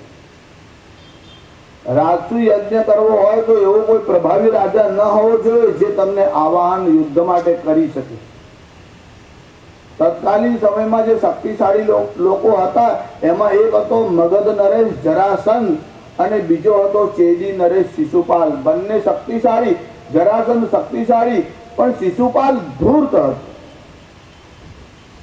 હવે જરાસંધને વશ કેવી રીતે કરાય? જરાસંધ એટલો બધો શક્તિશાળી હતો કે રાજસુ યજ્ઞનો પ્રસ્તાવ આવ્યો ત્યારે યુધિષ્ઠિરે કીધું મને એમ લાગે છે કે આ યજ્ઞ કરવા કરતા સંન્યાસ લઈ લેવો સારો. જો સંન્યાસનો મહિમા છે, પણ તમે જ્યારે ભયભીત થાવ અને સંન્યાસની વાત કરતા હોય ત્યારે સંન્યાસ મહત્વનો નથી, તમારી પલાયન વૃત્તિ દેખાય છે. રાજસુ યજ્ઞ કરીને બધા રાજાઓને જીતવાના, એમાં જરાસંધને જીતવાનું કામ કઠિન છે અને આ બધી ઝંઝટમાં પડવા કરતા સંન્યાસ લઈ લેવો સારો, એવો વિચાર યુધિષ્ઠિરના મનમાં આવ્યો. એટલે ભગવાને ના પાડી. સંન્યાસની જરૂર નથી. પહેલા રાજાએ પોતાનું કર્તવ્ય જાણવાની જરૂર છે. આ જરાસંધને કોણ જીતી શકે? એટલે ભગવાને વિચાર કર્યો કે બે જ કામ થઈ શકે. ફોજ લઈને જવાનું કામ અઘરું છે અને આમે જરાસંધે બહુ વાર ચડાઈ કરી હતી. ભગવાન ધારત તો પહેલા જ યુદ્ધમાં જરાસંધને મારી શકે, પણ જરાસંધ જેટલી વાર ચડાઈ કરવા માટે આવ્યો, નવું ને નવું સૈન્ય લઈને આવ્યો. ભગવાન પહેલા સૈન્યને મારતા ગયા તો જ આ બધા અસુરોની વૃત્તિ ઓછી થાય અને પછી જરાસંધને મારે. ભાગવતના 10મા સ્કંદમાં પૂર્વાર્ધ અને ઉત્તરાર્ધ એવા બે ભાગ છે. એમાં 49 અધ્યાયમાં પૂર્વાર્ધ છે અને પછી ઉત્તરાર્ધ થાય છે. ત્યાંથી જરાસંધની કથા શરૂ થાય. 49 પૂરા થાય એટલે જરાસંધની ચડાઈ થાય છે. જરાનો એક અર્થ થાય છે ઘડપણ અને સંધ એટલે સાંધાઓ. સાંધાઓ પકડવા લાગે, ઓટલો ચડતા ઘૂંટણ ઉપર હાથ મૂકવાની ઈચ્છા થાય એટલે સમજવું જરાસંધની ચડાઈ થઈ ગઈ છે. હવે ડાયા થાવ, હવે ડાયા થાવ. આ જરાસંધની કથા 50મા અધ્યાયથી શરૂ થાય છે. એનો વધ આગળ આવશે 64મા અધ્યાય. આ મગધ નરેશ જરાસંધે પણ 86 રાજાઓને કેદ કરીને રાખ્યા અને યજ્ઞમાં બધાનો બલિ આપવો એવો વિચાર કર્યો. ભગવાને ભીમસેન અને અર્જુન બંને જોડે લીધા અને કીધું કે આપણે જરાસંધને ક્યાં જવાનું. ભીમસેન અને અર્જુનને બ્રાહ્મણનો વેશ પહેરાવ્યો, બ્રહ્મચારી બનાવીને લઈ ગયા. ભગવાને કહ્યું આપણે આગલા દરવાજાથી જવાનું નથી, પાછળથી જવાનું છે. ભીમ અને અર્જુનને લઈ અને ભગવાન મગધ નરેશને ત્યાં પાછળના દરવાજેથી ગયા. પેલાઓને બ્રાહ્મણનો વેશ પહેરાવીને લઈ ગયા. જ્યાં અંદર પ્રવેશ કર્યો, નગરની બહાર નગારા મૂકેલા હતા. ભીમસેને કહ્યું આ નગારા છે ને તે ફાડી નાખ. ભીમસેને નગારા ફાડી નાખ. જો ઘણીવાર નગરમાં કોઈ આપત્તિ આવે એટલે પૂર આવે, આગ લાગે, ત્યારે સાયરન વગાડવામાં આવે છે કે કઈ આપત્તિ છે, નગરમાં કઈ ભય છે, એટલે તમને સાવધાન કરવામાં આવે. એમ તે કાળે પણ સમાચાર આપવા માટે નગારાઓનો ઉપયોગ થાય. એના જુદી જુદી રીતે વગાડવામાં આવે કે અમુક રીતે વાગે છે તો આગનો ભય છે, અમુક રીતે વાગે છે તો જળનો ભય છે, અમુક રીતે વાગે છે તો યુદ્ધનો ભય છે. એટલે સમાચાર પહોંચાડવા માટેનું આ એક સાધન હતું. ભગવાને પેલા સંદેશા વ્યવહાર કપાવી નાખ્યા કે આગળ સમાચાર પહોંચે જ નહીં, એટલે પેલા નગારા પડાવી. પછી ભગવાને પ્રવેશ કર્યો. ભગવાન પાછળથી ગયા અને પાછળથી ગયા ત્યારે જરાસંઘ કાકબલી હાથમાં લઈને નીકળતો. જો તમે એવું ના સમજશો કે શ્રાદ્ધ તમે જ કરો છો, આ અસુરો છે એ પણ કાકબલી આપતા, એ પણ માનતા હતા. અસુરો પણ પૂજા કરતા. રાવણ જેવો, રાવણ પણ શિવજીની પૂજા કરે છે, શિવજીનો તો ભક્ત છે જ. ઉલટાનું લોકોની પ્રવૃત્તિ હવે વધારે બગડવા લાગી છે. અસુર પ્રકૃતિના લોકો ઓછા નથી. પહેલા એકાદ રાવણ બહુ શક્તિશાળી હતો એટલે એની મહિમા આવી. હવે ધીરે ધીરે સંખ્યા વધવા લાગી છે. પહેલા ધૃતરાષ્ટ્ર એક હતો, હવે ધૃતરાષ્ટ્રની સંખ્યાઓ વધવા લાગી. આ જરાસંધ કાકબલી લઈને નીકળતો હતો. ભગવાન ભીમ અને અર્જુનને લઈ અને સામેથી આવતા. આ બ્રાહ્મણો મારા ઘેરે આવ્યા છે. જરાસંધના મનમાં થયું આપણે પિતૃઓને યાદ કરીએ છીએ, બ્રાહ્મણોને ભોજન કરાવીએ. જરાસંધે કીધું આવો આવો, મારે ત્યાં આવ્યા છો, મને બહુ પ્રસન્નતા થઈ. તમે ભિક્ષા લો, જમો, પછી તમારું જે કામ હોય તે કહો. શ્રી કૃષ્ણે કીધું તું શું સમજુ છે? અમે ખીર ખાવા આવ્યા છીએ, અમારે આવી ભિક્ષા જોઈતી નથી, અમે તો યુદ્ધની ભિક્ષા લેવા આવ્યા છીએ. જરાસંધ બહુ ચાલાક હતો, બહુ કુશળ હતો, બુદ્ધિમાન પણ હતો અને શક્તિમાન પણ હતો.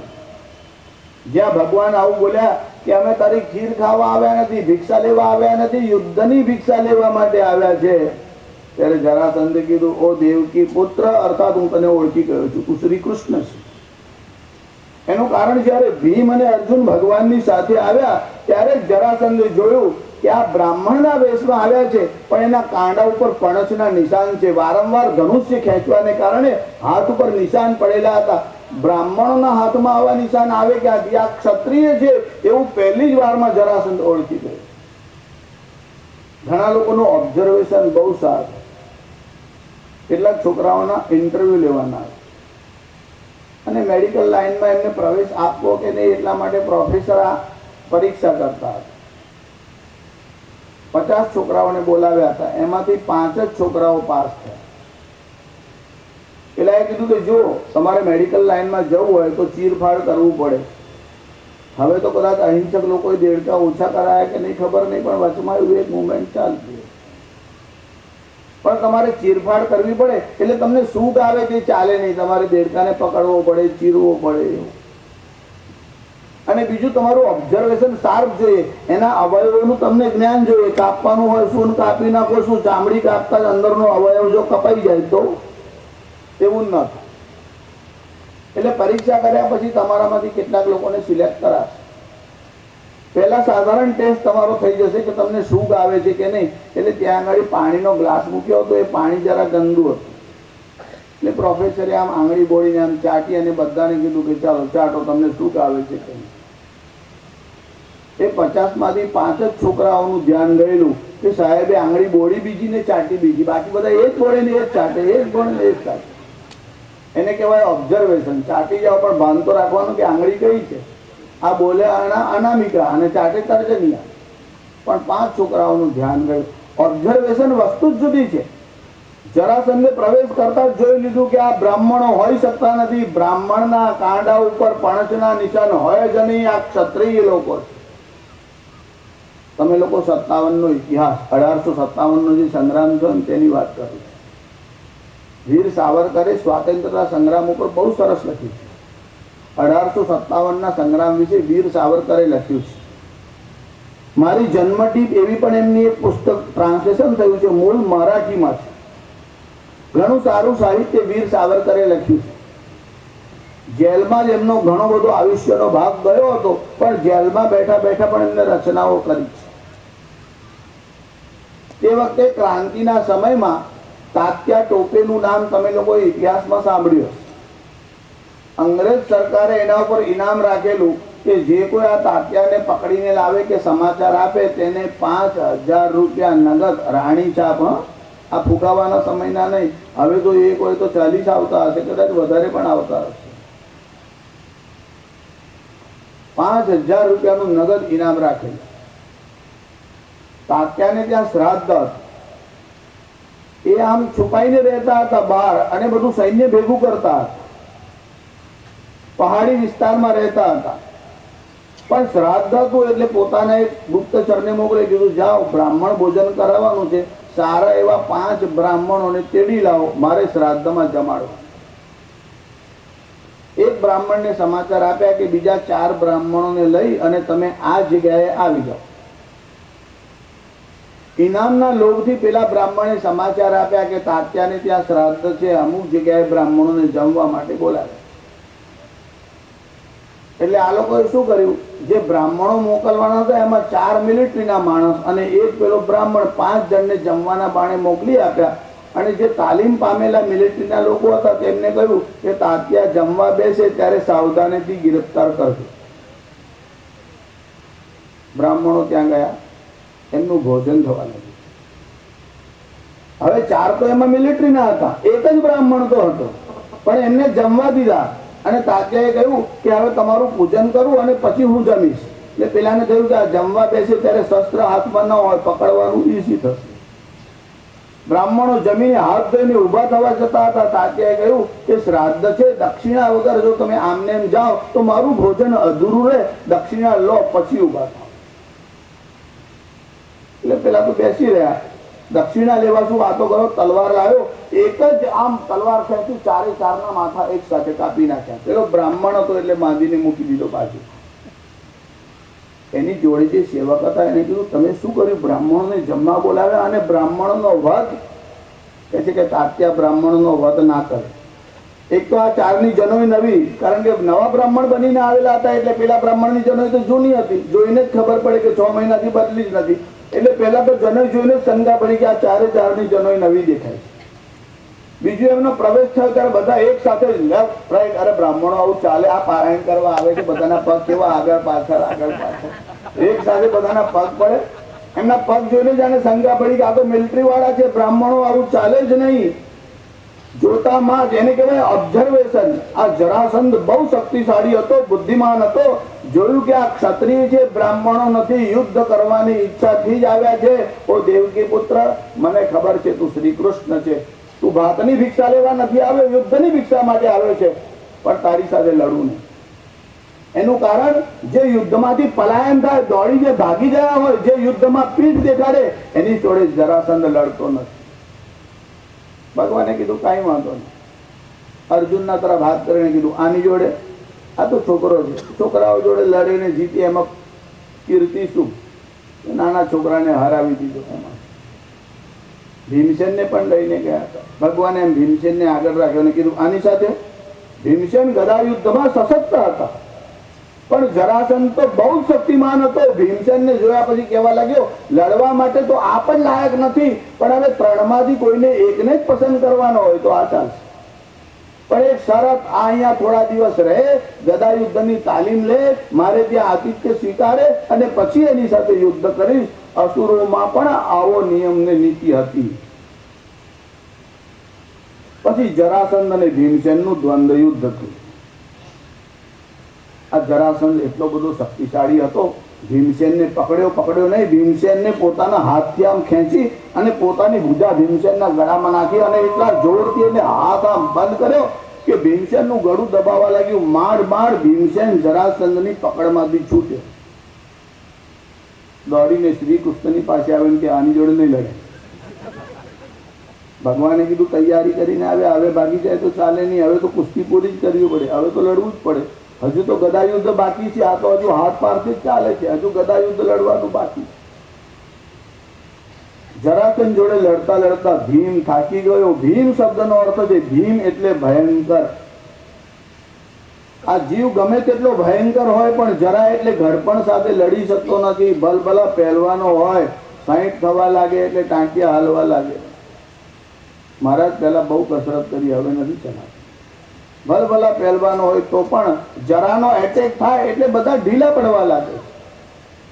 પણ જીતવું જ હોય તો એક જ ઉપાય છે, બીજો માર્ગ જ નથી. શ્રી કૃષ્ણે ભીમસેનને કહ્યું કે જરાના ઉપર, ઘડપણના ઉપર કોઈ વિજય મેળવી શકતું નથી.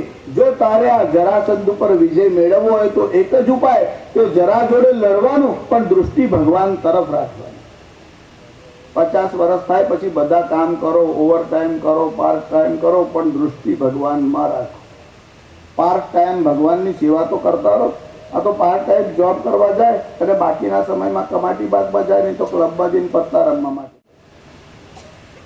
શાસ્ત્રીજી સમય ક્યાં પસાર કરવો, બીજો કોઈ ઉપાય જ જાણી ના હોય એવું. ભારતમાં જન્મેલો માણસ આવું પૂછે છે, સમય ક્યાં પસાર કરવાનો? આટલા બધા ગ્રંથો છે, રામાયણ છે, ભાગવત છે, મહાભારત છે, ગીતા છે, આટલા બધા સત્સંગના સ્થાન છે, અને તમે એવું પૂછો તો સમય ક્યાં પસાર કરવાનો? રિટાયર થયા પછી પણ પાર્ટ ટાઈમ જોબ કરવાની ઈચ્છા રાખો છો, ધનની આવશ્યકતા હોય અને ઘરવાળાને મદદ કરવાની ઈચ્છા હોય તો ભલે કદાચ 1-2 કલાક આપો, પણ બાકીનો સમય તો એવો કાઢો કે જેમાં ભગવદ સ્મરણ થાય, ભગવદ ચિંતન થાય. જરાસંધે દૃષ્ટિ ભગવાનના તરફ રાખી. અરે ભીમસેને અને જરાસંધ જોડે લડવા ગયો. ભગવાન પાસે બધાની જન્મ કુંડલી હોય, બધાનો ઇતિહાસ હોય. જરાસંધને જીતવાનું મુશ્કેલ હતું, પણ આ જરાસંધનો જન્મ થયો ને ત્યારથી એમાં એક કમજોરી હતી, ભગવાન જાણતા. તમારો કોઈની જોડે ઝઘડો થાય અને તમને ખબર પડે કે એપેન્ડિક્સનું ઓપરેશન કાલે જ કરાવીને આવ્યો છે, ત્યાં જ પ્રહાર કરો તો શું થાય? તરત જ પેલો આમ નીચે બેસી. આ જરાસંધનો જન્મ થયો ત્યારે આ બાળક વિચિત્ર હતો. જેમ તમે કોઈ ફળ લો અને એને વચ્ચેથી આમ ચીરી નાખો અને અડધા 2 ભાગ થાય, એમ જરાસંધનો જન્મ થયો ત્યારે આ બાળક જન્મતા જ વિકૃત હતો. પહેલા એક પગ, એક હાથ એવો જ જન્મ્યો હતો અને બાકીનું અડધું અંગ પછી આવ્યું. આજકાલ સર્જરી થાય છે એવું નહીં, ત્યારે જરા નામની રાક્ષસી હતી, તેને આ સર્જરી કરેલી અને જરા નામની રાક્ષસીએ સાંધ્યો એટલે એનું નામ થયું હતું જરાસંધ. લોકો સંઘ એવું બોલે છે, આમાં ઘ નહીં બોલવાનો, ધ. લોકો ઘ ક્યારે બોલવાનો, ધ ક્યારે બોલવાનો? આ યજ્ઞ થયો ને અશ્વમેઘ, ત્યારે લોકો અશ્વમેઘ બોલતા હતા. મેઘ એટલે વરસાદ થાય. જેમને યજ્ઞ કરેલો તેમને ભાન નહીં કે ધ આવે કે ઘ આવે. આજે પણ જે બિલ્ડિંગ બન્યા છે એના સ્પેલિંગમાં છેલ્લે જી જ લખે છે. અશ્વમેઘ, અશ્વમેઘ શબ્દ છે. મેઘ એટલે તો વરસાદ થાય, કે ઘોડાઓનો વરસાદ થતો નથી. મેઘ્યતે અત્ર હિંસ્યતે, જુદા જુદા અર્થમાં મેઘ્ય પરથી મેઘ શબ્દ આવે છે. હવે હમણાં અશ્વમેધ માટે બોલવા ક્યાં આવે?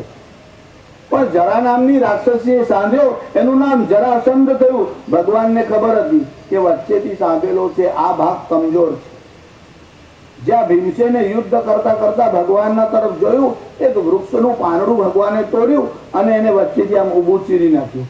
અને ભગવાને એક પ્રકારનું, જે આ ઘણી બધી મુદ્રાઓ છે એમાં એક આ મુદ્રા છે, એને શિવલિંગની મુદ્રા કહેવાય છે. જે લોકો વિધિવત ગાયત્રી મંત્રનું જ્ઞાન ધરાવતા હોય, વિધિવત એવું બોલું છું, વિધિવત એટલા માટે કે ગાયત્રી મંત્ર બોલવાના હોય તો સાપ વિમોચન નામનો એક વિધિ છે. હવે બધો વિધિ હમણાં કહેવા બતાવવા બેસાય નહીં, પણ ગુરુ પાસે જાઓ અને શીખો તો ચાલે. એમાં સાપોદ્ધારના મંત્રો આપ્યા છે. વિશ્વામિત્ર શાપાદ વિમુક્તા ભવ, વશિષ્ઠ શાપાદ વિમુક્તા ભવ. હવે એનો સંકલ્પ ને બધું હમણાં ક્યાં કહું, પણ ટૂંકમાં સાપ વિમોચનનો વિધિ છે. અને ગાયત્રી મંત્ર બોલવાનું હોય તો એના પહેલા અને એના પછી કેટલીક મુદ્રાઓ હોય છે. એના પહેલા 24 પ્રકારની મુદ્રાઓ હોય છે અને જપાંતે સ્ટવ, જપના અંતે 8 મુદ્રાઓ બતાડવાની.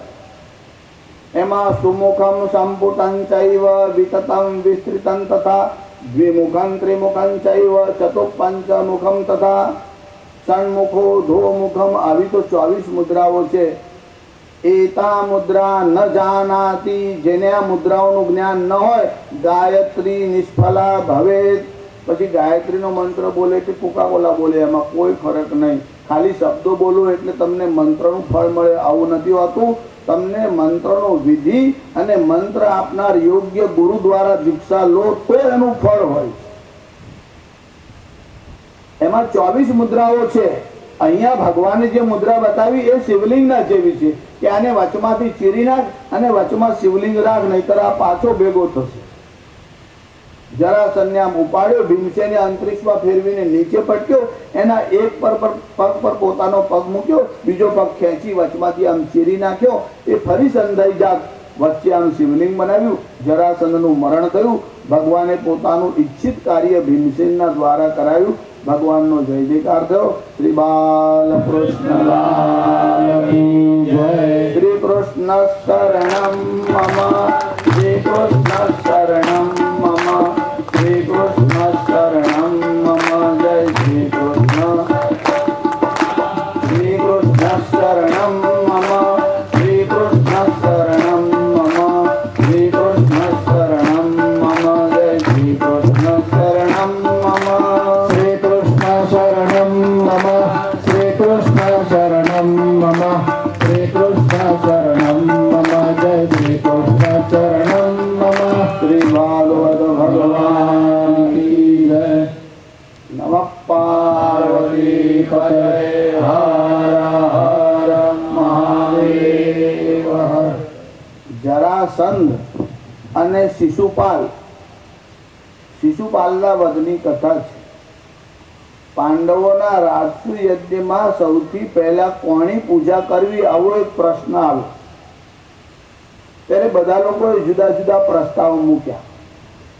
એક પ્રસ્તાવ એવો આવ્યો કે શ્રી કૃષ્ણની સૌ પ્રથમ પૂજા કરવી. ત્યારે ઘણા લોકોએ વિરોધ કર્યો, ઘણા લોકોએ તો કર્યો. સૌથી પહેલો શિશુપાલ પણ એમાં હતો. પિતામહ ભીષ્મે સમર્થન કર્યું ત્યારે આ શિશુપાલ સભામાં ઉભો થયો. પિતામહ માટે અપશબ્દ બોલવા લાગ્યો. જો જે સભામાં પાંડવો બેઠા છે અને પિતામહ ભીષ્મ, એમની પ્રતિષ્ઠા બહુ મોટી છે, જ્યાં ભગવાન વેદવ્યાસની ઉપસ્થિતિ છે. અને આ શિશુપાલ કહેવા લાગ્યો કે મારા મનમાં એમ કે પિતામહ ભીષ્મ ઉંમરમાં બહુ મોટા છે, બુદ્ધિમાન છે, બ્રહ્મચારી છે, પણ મને એવું લાગે છે નપુંસક છે. જ્યાં પિતામહ ભીષ્મના માટે અપશબ્દનો પ્રયોગ કર્યો, ક્રોધને કારણે ભીમસેનને નખથી શીખ સુધી આખા શરીરમાં કંપન, ધ્રુજારી થઈ, સભામાં ઊભો થઈ ગયો. અને તે જ વખતે શિશુપાલને મારવા માટે ભીમસેન આગળ ગયો. પિતામહ ભીષ્મે ભીમનો આમ હાથ પકડ્યો. પિતામહ ભીષ્મની ઉંમર કેટલી હતી? 120 વર્ષની.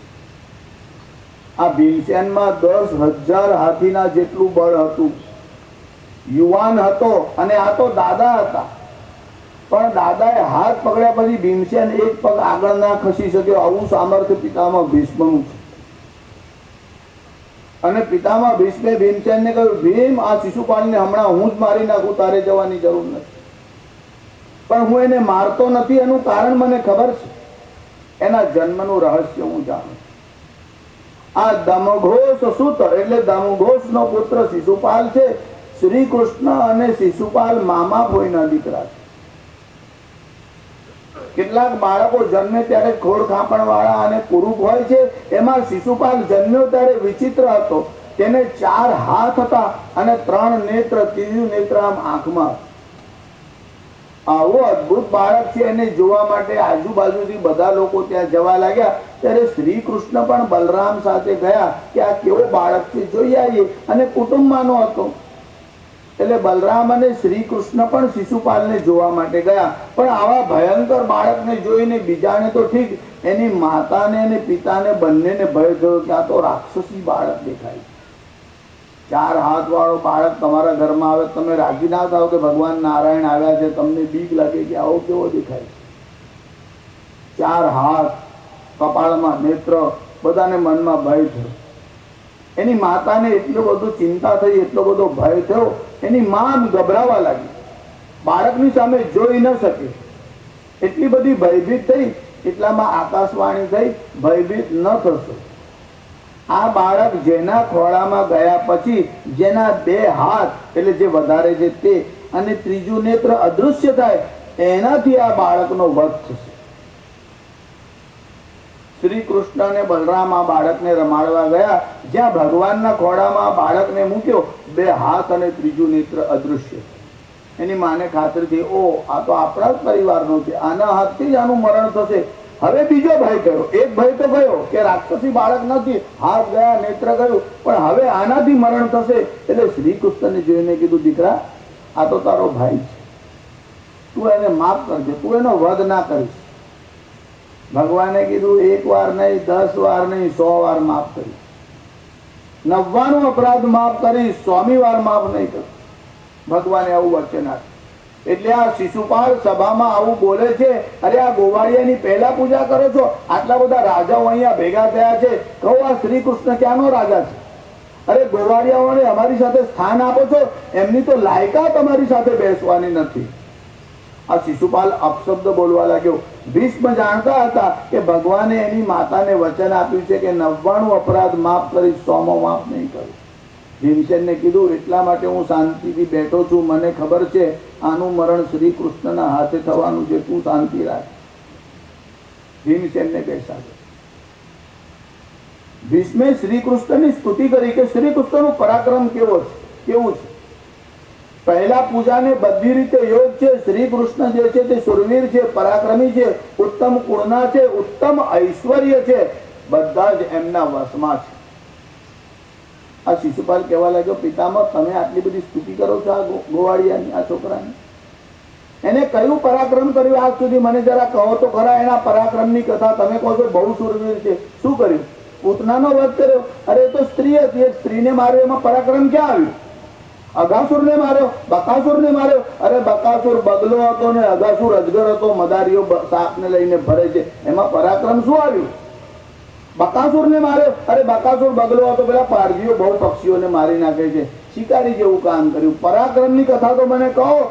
બકાસુરને માર્યો, અઘાસુરને માર્યો. અરે પાદેન શકટમ ભીષ્મ, ઓ ભીષ્મ એ નાનો હતો અને પગ ઊંચો કર્યો અને ગાળું પડી ગયું. અરે બહુ મોટી મોટી ગાડીઓના એક્સિડન્ટ થાય છે, એમાં પરાક્રમ ક્યાં આવ્યું? આ બહુ અપશબ્દ બોલતો હતો, બહુ બબડાટ કરતો હતો. ભગવાન તો ખાલી ગણતરી જ કરતા હતા, 40, 50, કારણ કે એની માને વચન આપ્યું હતું. હવે ઉતાવળ કરવાનો શું ફાયદો? જેટલો બબડાટ કરવો એટલો કરે.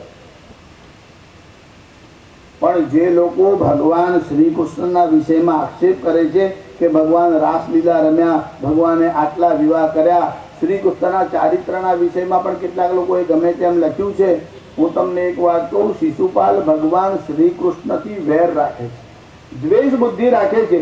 એ શિશુપાલ ભગવાનના માટે આટલા બધા અપશબ્દ બોલ્યો કે પરાક્રમી નથી, શું પરાક્રમ કર્યું, પણ એક પણ શબ્દ ભગવાનના ચારિત્ર માટે બોલ્યો નથી કે આ ચારિત્રના હલકા છે, એવું બોલ્યો નથી.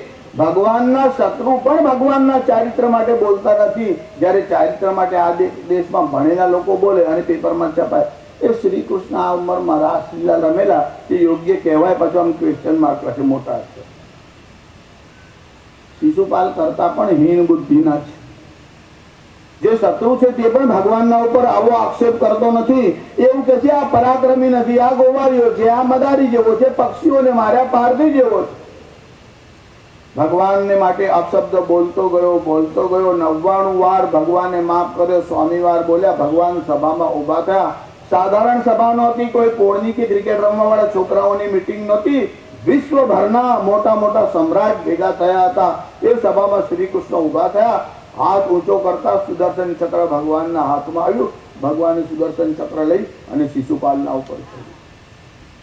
જેટલા લોકો સભામાં બેઠા હતા બધાએ પોતાની દૃષ્ટિથી જોયું, આ ચક્ર શિશુપાલનું મસ્તક છેડી અને વળી પાછું ભગવાનની પાસે આવ્યું.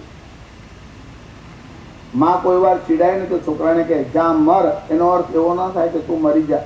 તો ગુસ્સો આવે એટલે બોલે, પણ એમાં પણ બાળકનું આયુષ્ય વધે. એટલે માની ડિક્શનરી જોડી, શત્રુ બોલે ને માં બોલે બેમાં ભેદ છે. માં મારે તો પણ બાળકની કાળજી કરે, અને કદાચ કોઈ વાર હાથ ઉપાડે પછી એનો જીવ બળ્યા કરે, એને જ ખાવાનું ન ભાવે. એમ ભગવાન તો ભક્તોને મારતા નથી, તારે છે. શિશુપાળનો શિરચ્છેદ કર્યા પછી સભામાં જે લોકો બેઠા હતા તેમને કહ્યું કે અમે જોયું કે જ્યાં એનું મસ્તિષ્ક કપાયું એના શરીરમાંથી એક દિવ્ય જ્યોતિ નીકળી અને શ્રી કૃષ્ણમાં સમાઈ ગઈ. ભગવાન જેને મારે છે એને પણ તારે છે. દ્વેષાત ચેદ્યા દયો નૃપા, દ્વેષથી પણ ભગવાનને યાદ કરે તેનું કલ્યાણ થાય છે, પ્રેમથી કરે એનું કલ્યાણ થાય, તેમાં આશ્ચર્ય ક્યાં છે?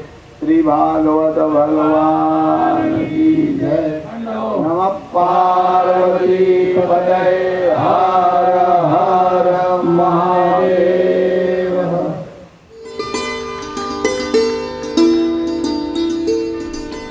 Thank you.